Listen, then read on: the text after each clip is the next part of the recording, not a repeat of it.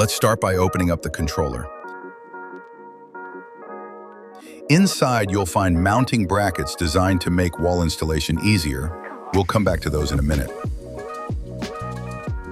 You'll also notice pre-attached wires.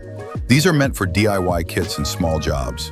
But since we're going for a more professional custom installation, you'll want to remove all of these wires. Why remove them?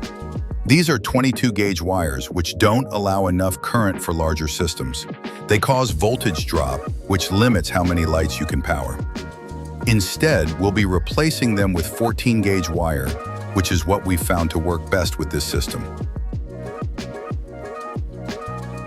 Step 1. Make room. This is one of the earlier versions of the controller, so the control box may block access.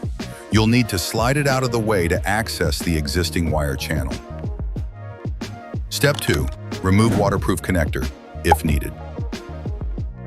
If you're installing the controller indoors, like inside a garage or any weather-protected area, you can remove the waterproof connector entirely.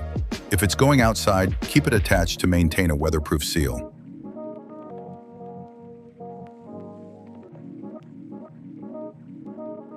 Step 3. Plan your wire runs. For this setup, we're running 2 home runs. The system technically only needs 3 wires: ground, power, and data.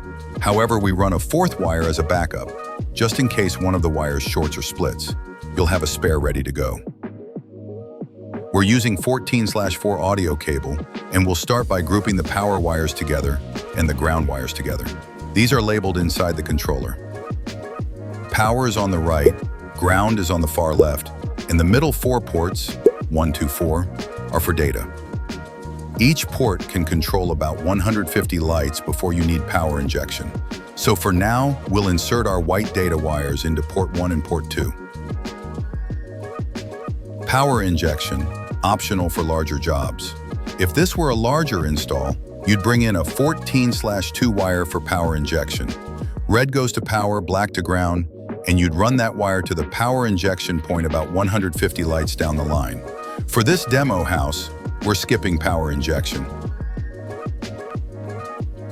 Step 4. Clean up the wiring bundle. Your green wires, they're unused. Snip them off or tuck them neatly to the side. Pro tip, pull extra wire into the box.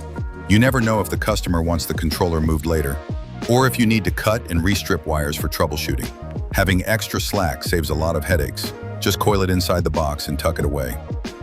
Now reinstall the controller cover using the included screws. Watch the fan. There's a small cooling fan at the bottom of the controller. Make sure none of your wires are hanging down and touching the fan. If they are, it can jam the fan or cause an annoying ticking sound.